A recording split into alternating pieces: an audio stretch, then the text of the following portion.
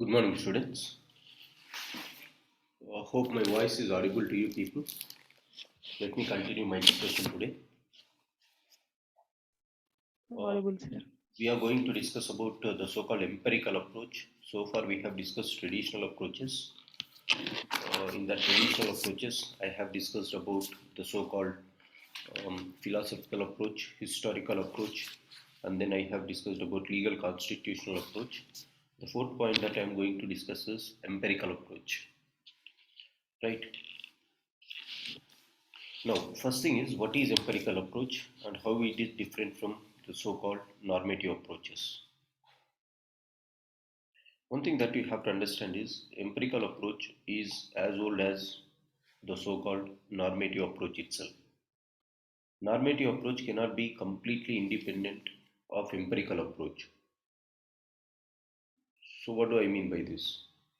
Normative approach cannot be completely independent of empirical approach, which means Plato has given his theory of philosophical king only after observation of situation in Athens, which means whatever the philosophers give over a period of time, they look at the situations which are present at that point of time and they present the facts or they present the political system. Let's look at Aristotle. Aristotle has applied empirical approach in his classification of constitutions and theory of revolution. Right. Aristotle has given his theory of revolution. Aristotle has classified constitutions across the globe. How he has done? He has done that based on one thing, and that is called based on looking at the situations of all the times, and then he has given his approach. So, what do I mean to say by this? So, empirical approach, it appears to be a new approach, but empirical approach is as old as the normative approach. It is as well as old as normative approach. Why normative approach? It is as old as a normative approach. Whatever the norms the philosophers has said, whatever the norms the philosophers has said, they have said it by observation. For example, Plato understood the poor state of Athens and he has given the king to be philosopher or philosopher's king concept. What is philosopher's king concept? I'll tell when I am taking Plato, but try to understand for now. Plato has given his concept of philosopher king by observation. As it is observation, it is empirical in its nature. So normative approach will be incomplete without empirical approach. That is the thing. Similarly, second example, Aristotle. He has discussed about one classification or he has classified constitutions across the globe. Classified constitutions. Now, how he classified constitutions? Again, by observing the constitutions of all the constitutions which were present by that point of time. And based on this classification, he has said why a revolution occurs. So, he has given the concept of revolution through this. Then, Machiavelli. Machiavelli said history should be applied in understanding the so-called political science because history helps you to give facts. And then as it is discussing about facts, it appears that Machiavelli is also depending on empirical approach. So what I mean to say is empirical approach is as old as the so-called normative approach. As old as normative approach. This is the first point that I wanted to say. Examples are this. Second point is normative approach is incomplete without empirical approach. And these are the examples. So whenever they ask about empirical approach, you have to start first telling this. Next, what is empirical approach? Now the question is what is empirical approach?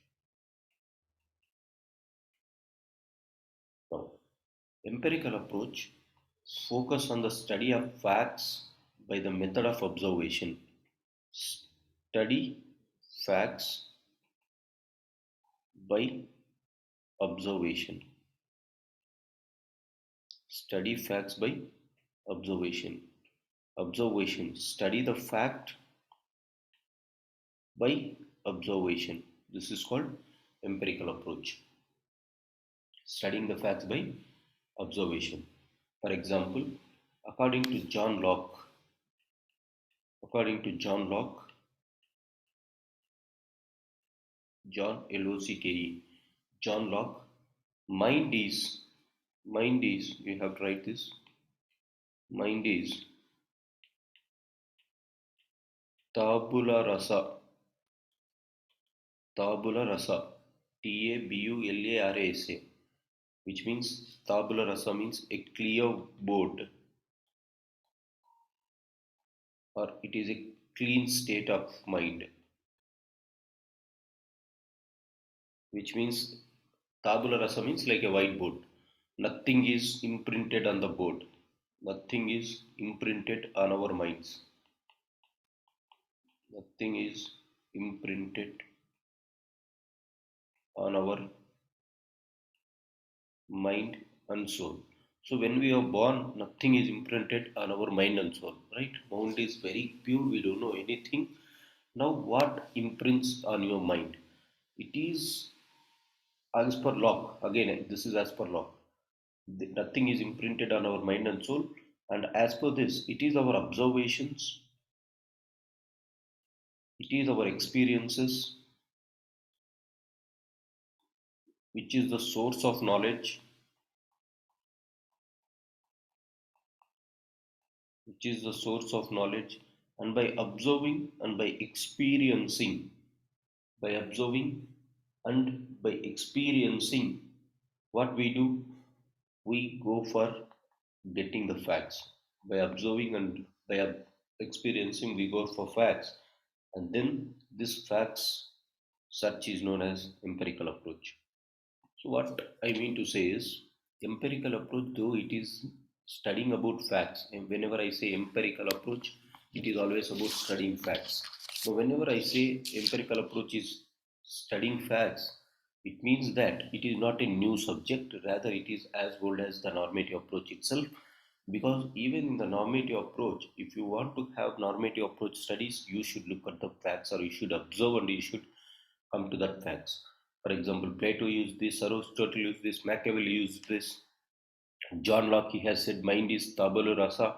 What does this mean? It is a clear board, or it is a clean state. Nothing is imprinted on our mind and soul. So what it is to say, observation and experience is the source of knowledge, right? And through this we come to empirical approach, or we through this we develop empirical approach. So that is what the political thinkers say. Now, what exactly is the difference between normative approach and empirical approach? Normative approach and empirical approach.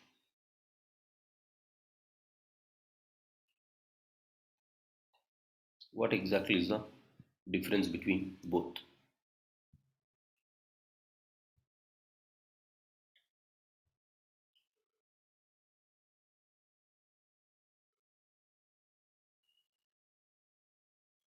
Now, the chief concern, distinction between empirical approach and non-empirical approach, is between chief concern of the subject itself. Chief concern of the subject. The chief concern of empirical approach is facts.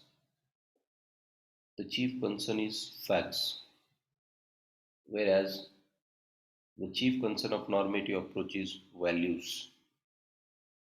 Whenever it is facts, it means it is so, ఈ విధంగా ఉన్నది అనేసి empirical approach will look. Normative approach is speaking about values, so it speaks about it ought to be so. ఈ విధంగా ఉండాల్సింది, ought to be so. It ought to be so. ఈ విధంగా ఉండాల్సింది. That is what it speaks. And then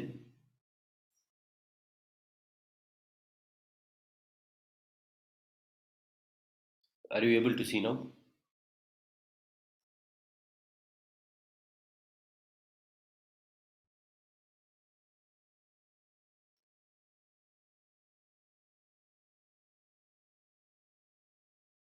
Are you able to see now? Unable to see the screen? Please check it once. Whiteboard, is it not visible? Now it is okay, sir. Whiteboard, right? Yes, sir, whiteboard. Now it is gone again.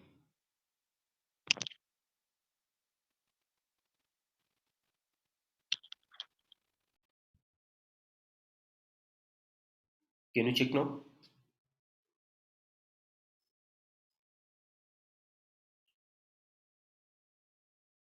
Rohita, is it visible? Sir, visible, sir, visible. Okay. Chief concern is values. Chief concern here is facts. Now, what is an so values means it says that it has to be like this. It ought to be. Yesterday itself I said. Empirical approach, facts. It is so. ఈ విధంగా ఉన్నది ఈ విధంగా ఉండాల్సింది అనేసి normative approach will say. The second one is the nature of the approach. The nature of the approach. Now, I said this normative approach is prescriptive in nature. Prescriptive in nature, suggestive in nature, suggestive in nature, or it is critical about the existing nature, critical about existing system. Whereas, rather than prescriptive, this is descriptive. They describe the events from the facts. Descriptive in nature, it is scientific in nature. Scientific, by observing the facts, they will tell you what the approach is. Whereas here it is prescriptive, which means just by they prescribe or suggest some values. How they suggest? By criticizing the existing system. Next, based on criterion of validity, criterion of validity. What do you mean by criteria of validity? Based on what things they say that this is valid. They go for whether a system is right or wrong. Normative approach people say whether a system is right or wrong. But empirical approach is not bothered about right or wrong. They are bothered about true or false. Science is about true or false. Morals is about right or wrong. Right. This is one thing they have studied on the before. So again I say chief concern is values. Values such as liberty, justice, equality. Chief concern is this. Empirical approach goes for observable facts. Facts they observe and they say what are the observable facts. Right?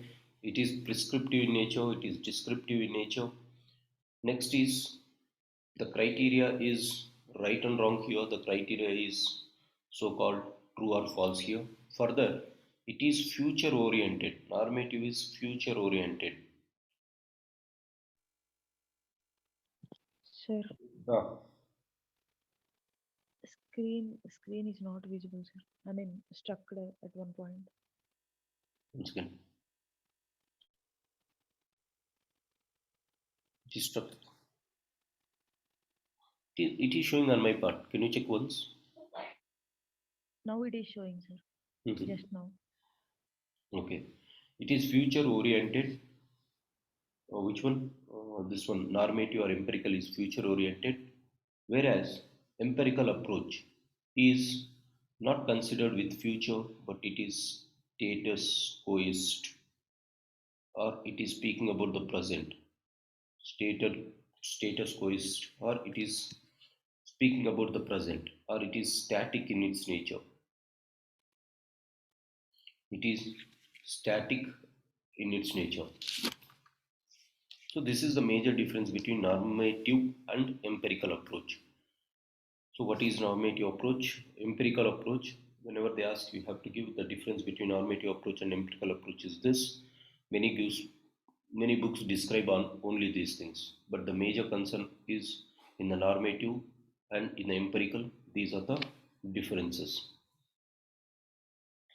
Next, empirical approach has led to the evolution of scientific approach. What is the significance of empirical approach? Empirical approach has led to evolution of scientific approach. Science has developed, or scientific approach in political science has been developed from empirical approach. Now, what is the difference between empirical approach and scientific approach? Empirical approach in itself is not called a scientific approach, but scientific approach, if it has to get qualified to be a scientific approach, any approach to be getting qualified for scientific approach, it has to pass through rigorous methodology adapted by science. So science adapts some methodology and it has to be passed by all these stages. What is the rigorous methodology adapted by science? Science will come to a point only after going through certain processes, like they will test in the laboratory, they will make it on the ground, and they will prepare a prototype and they will check it. Once it is working, they apply the real model, they come to the life, and then they apply it, and then they test, and then they come to the original scenario. So, scientific approach is rigorous methodology applied in science. Empirical approach is just about studying facts. Now, just studying facts is not done, but not is just studying the facts is not only the thing, but even that facts has to be correlated. Even that facts has to be correlated on the ground. So empirical approach is not scientific study in itself, but empirical approach has slowly given rise to the study of science or scientific approach in political science, because once the facts are presented, now they went for rigorous methodology. Now this scientific method or rigorous methodological approach in political science has given rise to one approach, or this is the modern concept. Modern concept. Though empirical approach is as old as normative approach, but still empirical approach gave rise to scientific approach, which is a modern concept. So scientific approach is a modern concept. Scientific approach is also known as behavioral approach. Behavioral approach. Scientific approach is also known as behavioral approach. I hope you understood the difference between empirical approach and scientific approach. Empirical approach deals with facts. However, these facts are checked rigorously on the ground through the methods that is adapted by science. As a result, political science moved from the tradition that is called traditional ways of empirical approaches to the so-called a new method or modern approach that is called scientific approach. So scientific approach is known as modern concept. It is also known as behavioral approach, or it is also known as modern approach, behavioral approach, or scientific approach. All three are same. Now we are saying about behavioral approach. Now the first question is, what is behavioral approach? What is behavioral approach? Now behavioral approach is a movement to introduce behavioral approach is a movement to introduce scientific methods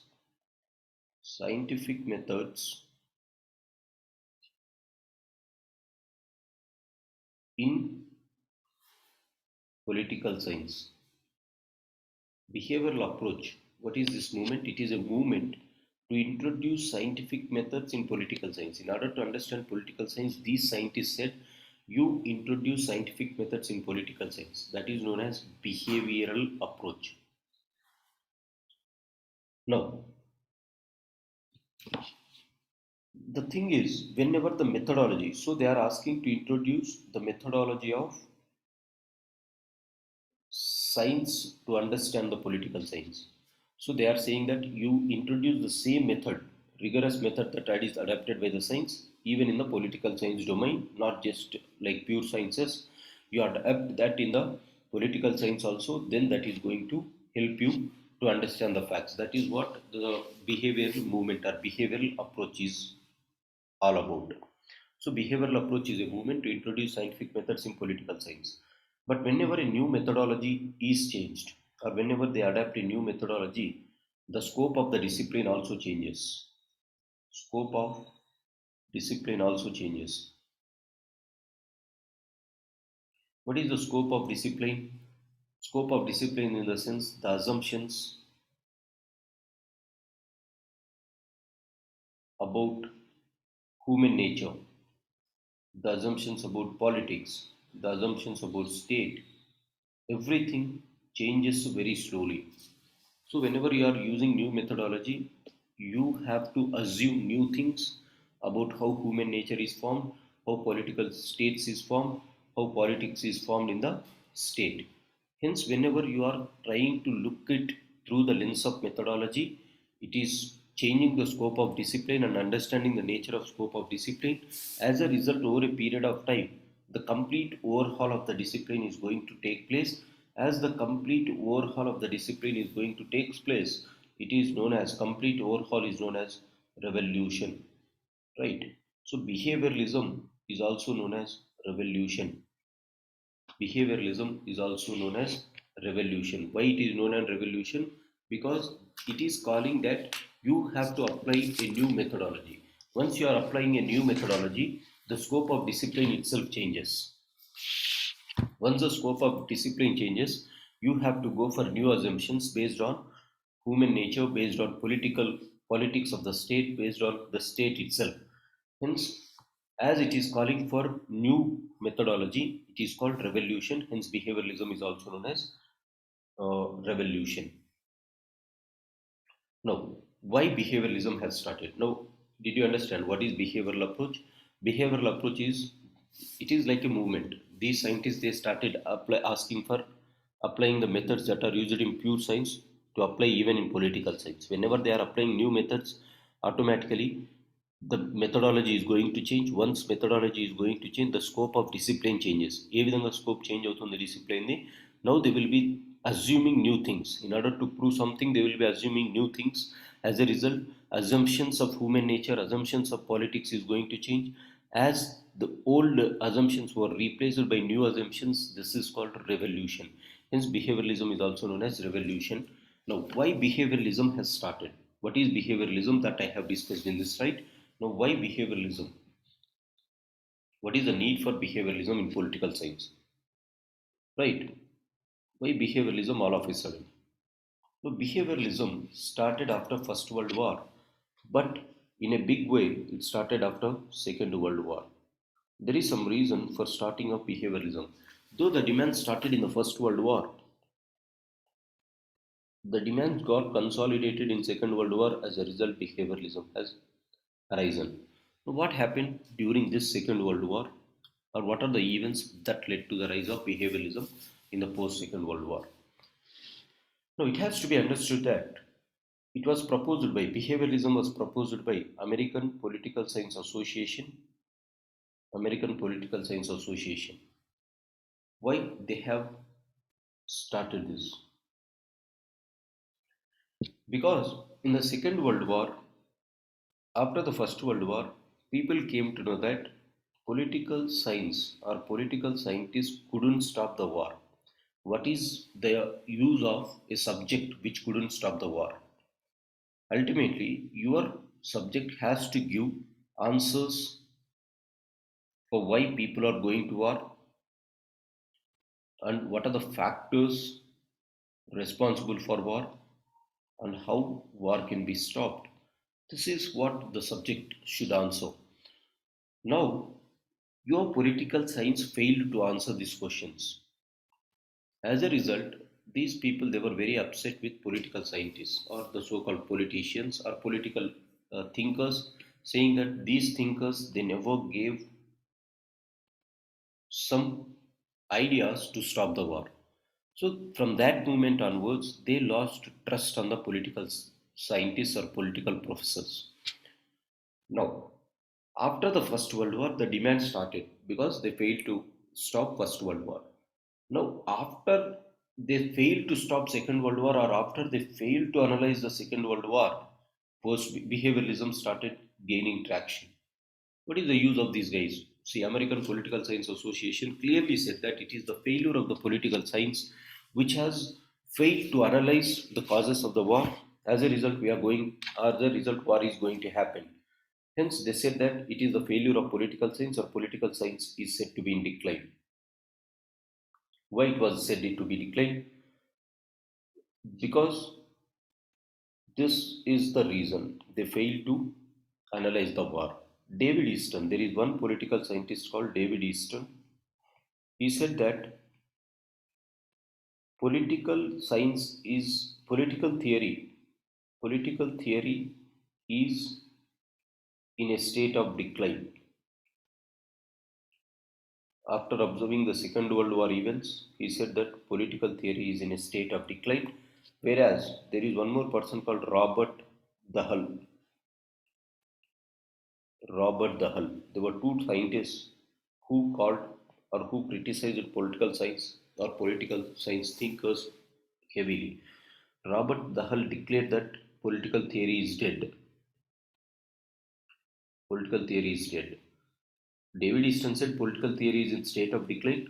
Robert the Hull said no, it is not in the state of decline. It is already declined and it is dead. This is the huge criticism that political scientists have got.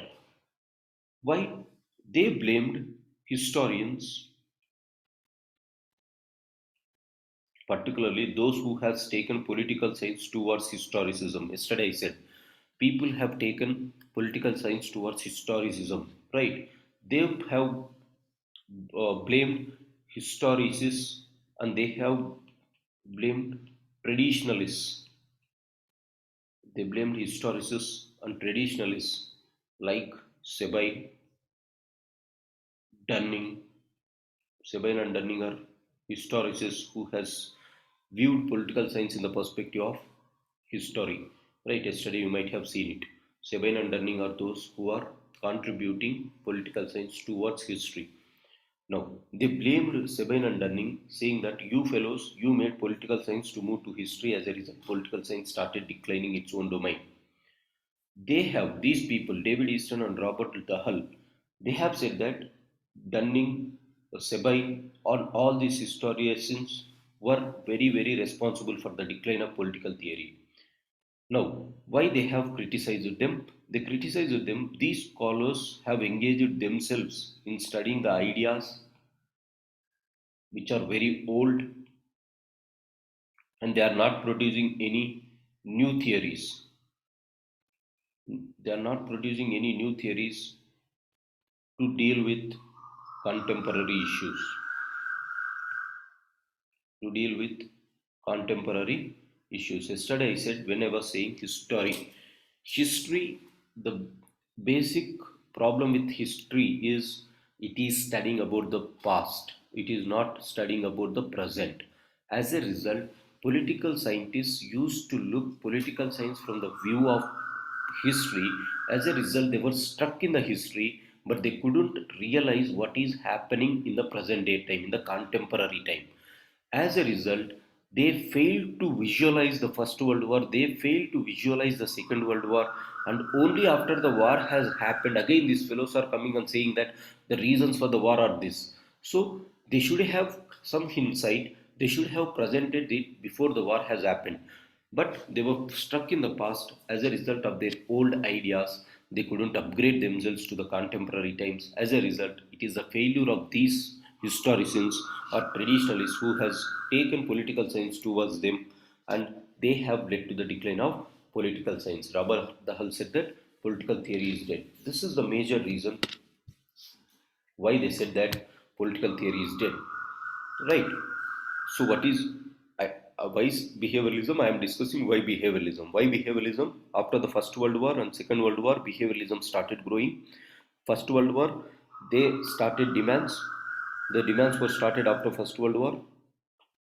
It got traction in the Second World War. Why? They failed to stop First World War. They failed to analyze the Second World War. After the Second World War has broken out, American scientists, American Political Science Association was unhappy with the European political scientists, and they called, like David Easton and Robert the Hull belonging to America, they called that political theory is in decline or political theory is dead, and they blamed historians and traditionalists like Sabine and Dunning, saying that these people have caused the death to political science by sticking to history, by sticking to facts rather than blowing out the contemporary things which are happening.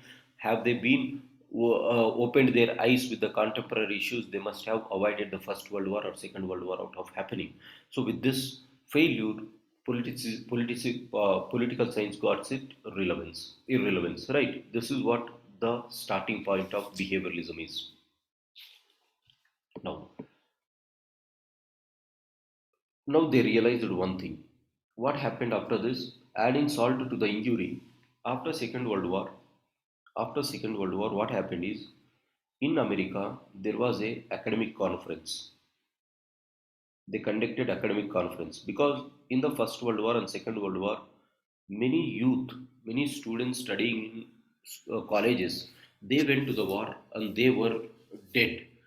And these professors, they were very unhappy because their students got killed in the war, and they considered that it is their failure. It is the failure of them to not understand why the wars are happening. As a result, they felt very, very shameful that the young people in the colleges, the young people in universities went to the war and they have sacrificed in the war.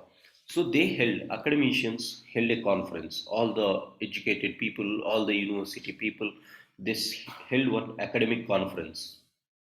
And to this academic conference, why this academic conference? To discuss about suggestions. The academic conference was held mainly to avoid future wars, so that in future no student goes to the war and dies there. So they wanted to have suggestions on future reconstruction of the world, future reconstruction of the world, and future development of the world. Post Second World War, how to develop the war, how to develop the world, and how to reconstruct the world. They were studying these things.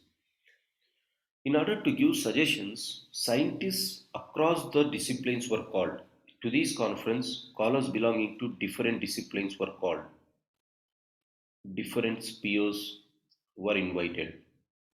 That is, different disciplines were invited. Sociologists were called, historians were invited.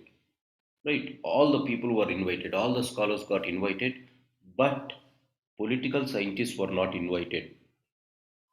Political scientists were not invited to this academic conference. Now, this is another biggest shame to the political scientists. Political science is dealing with, I said on the day one itself, political science is dealing with the affairs of the politics or affairs which is going on in the system. Now, being such a vital subject, these fellows they fail to understand the First World War and Second World War. As a result, in framing the future policy of the state, these main persons were not called.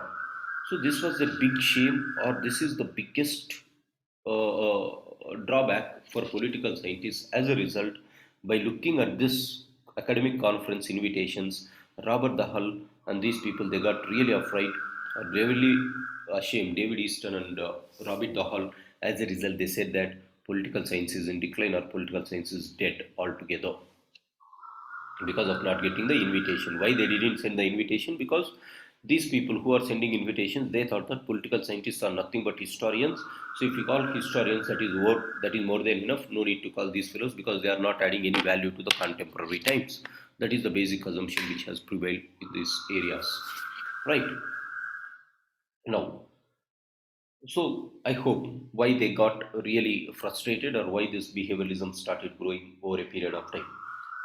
Now, other disciplines were called. Why scholars from other disciplines were called? Because they refined their ideologies over a period of time. They refined their methodologies. But these fellows, they were stuck in the old methodologies, traditional methodologies. All the other disciplines, sociology, psychology, all these disciplines, they have refined their methodologies. and they have adopted scientific methods. By this point of time, science was gaining traction, and all these disciplines adapted scientific method. They refined their methodology to suit the contemporary times. As a result, they were called. They could produce. No, because of adapting scientific methods, they could produce reliable theories and valuable theories, reliable, verifiable theories. Whatever the theory they say, the other discipline people, they were reliable, they were verifiable with the facts. But on the other side, we were stuck in our old methodology, we were stuck in our traditional methodologies. As a result, neither our theory is reliable nor our theory is verifiable. So, neither political science theories are reliable nor verifiable. Reliable కాదు కనుక they didn't call us to the conference. What is the use of calling these fellows?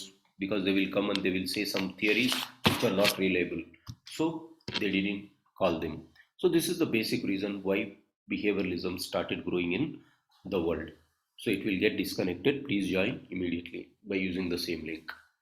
I hope you understood what I am saying. I started behavioralism. Why behavioralism? Before that, I said what is the difference between empirical approach, scientific approach, how it has given rise. And then I started discussing about what is behavioralism. And then I started discussing about the so-called why behavioralism started particularly gaining traction after First World War and Second World War. Right? This is the major reason. Now moving on, there are, apart from this reason,